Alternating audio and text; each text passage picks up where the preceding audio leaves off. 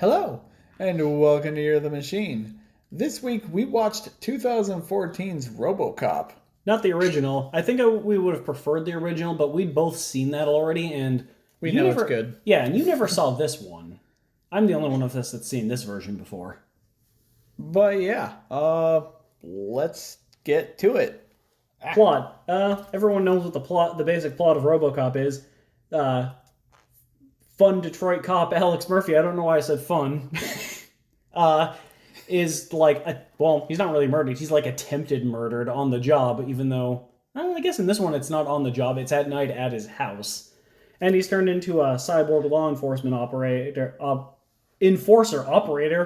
God damn it, for OCP or Omni Consumer Products, who is the main antagonist in I think in the franchise in general. Yeah, pretty much. Well, in this one, it wasn't actually OCP. It was Omnicorp, which is, I think they mentioned a subsidiary of OCP. So they weren't even directly involved with stuff in this one. But it is basically the same plot. Even though the criminal that kills him is also a lot less involved in this movie. Since Kurtwood Smith's character, I just had it here, Clarence Bodiger, is actually one of the main antagonists in the original, and you see the bad guy in this movie like maybe 3 times. Yeah. And he's taken out like 30-40 minutes, I think, before the credits anyway. So he really wasn't important in this movie, other than just almost killing Murphy. So, what do you think about the acting? Oh, we're going right into the acting. Yeah. Acting, I like the acting. There were more actors that I recognize in this movie than I remember. Like, I knew there was Samuel L. Jackson played Novak, the news reporter. There was also the central antagonist. I'm blanking on his name. Crap. It's been a long bit. Jesus. Raymond Sellers, played by Michael Keaton. And I forgot Dr. Norton, the guy that actually turns Murphy into RoboCop, was played by Gary Oldman, so that was a nice surprise. Yeah. There was also Ray Barretcho? I'm actually not sure I really knew how to pronounce his name. It's the guy who plays Hiccup in How to Train Your Dragon.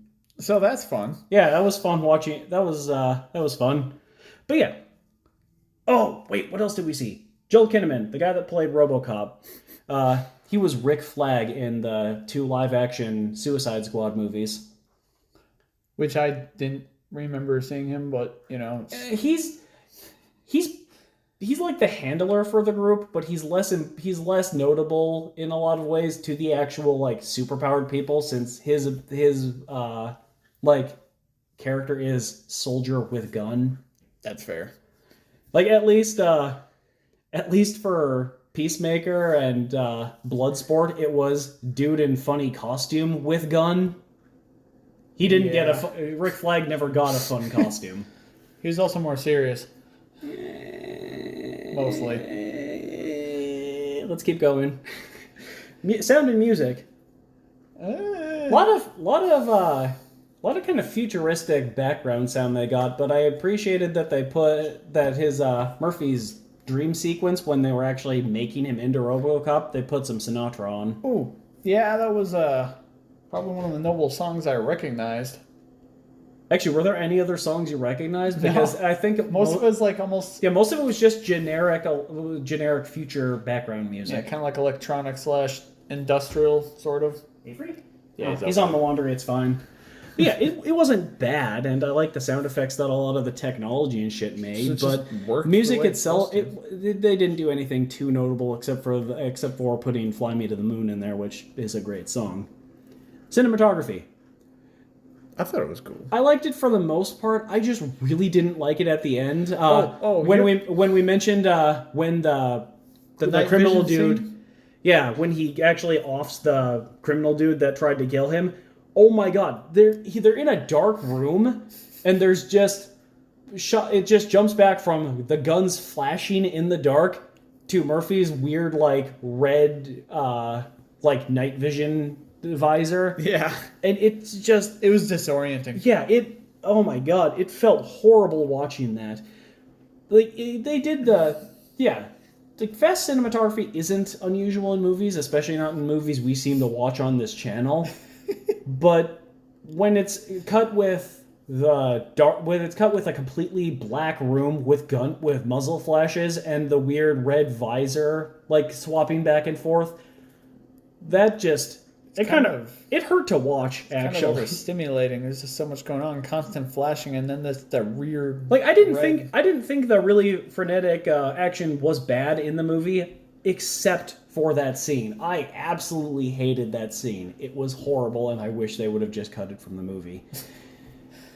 Primarily because, again, the criminal guy, he really wasn't even that important at all anyway. Like the investigation that Murphy was doing into him was just, it was a background thing. Yeah, it was like just illegal gun trades. Yeah, I forgot that was even a plot point until they mentioned it again, like midway through the movie. I'm like, oh yeah, yeah, because the guns were originally from the police station or something. Yeah, because two crooked cops. Oh yeah, those crooked cops. That's what did it. Oh shit! Actually, can we go back to acting? There are two things I forgot to mention.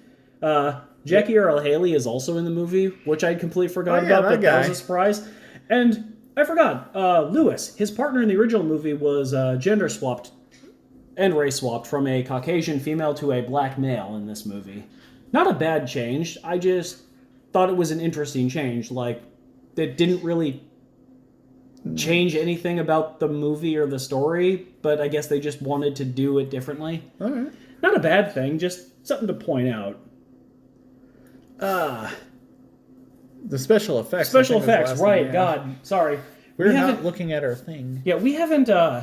We also haven't done these for like 2 weeks. We're doing 2 this weekend because the past week has been kind of rough for a lot of reasons. Special effects. I actually didn't hate the special effects. I thought a lot of the special effects were pretty damn good. Thought it was pretty good. The body parts scene was really neat. Oh yeah, where it's just like his head, his lungs, like his throat, yeah. I think, and his right hand.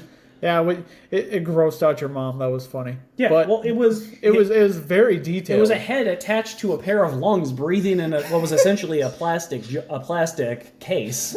Yeah, like you'd be gross.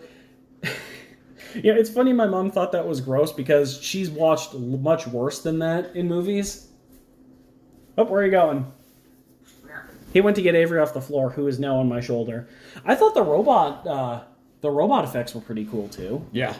What's really cool. Like there was the scene at the clinic with Gary Oldman helping the musician with his new robot hands was kind of iffy in places, but I think that's because they were focusing really heavy on it, and I believe it looked like they probably CG'd over the person's real hands as he was actually playing the guitar, so it might not have looked.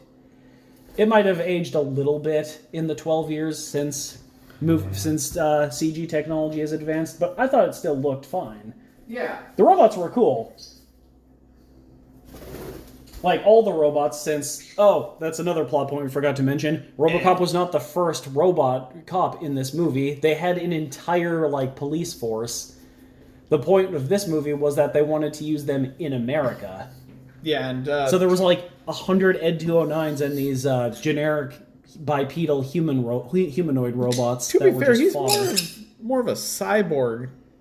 Yeah, but that was the point. That was the point of this movie. Was they had the machine army, but they wanted to swap human cops with them. But there was a law that they needed to have rescinded to do it, and they were using Robocop as the means to do that. Yeah, because all in all, I like this movie. Yeah, it's nowhere near as good as the original. The original is a classic, but I think this movie just gets way too much hate. I'm actually glad I watched it finally. Yeah, it's not a bad movie. It's solid for what it is. You just can't expect it to be a classic.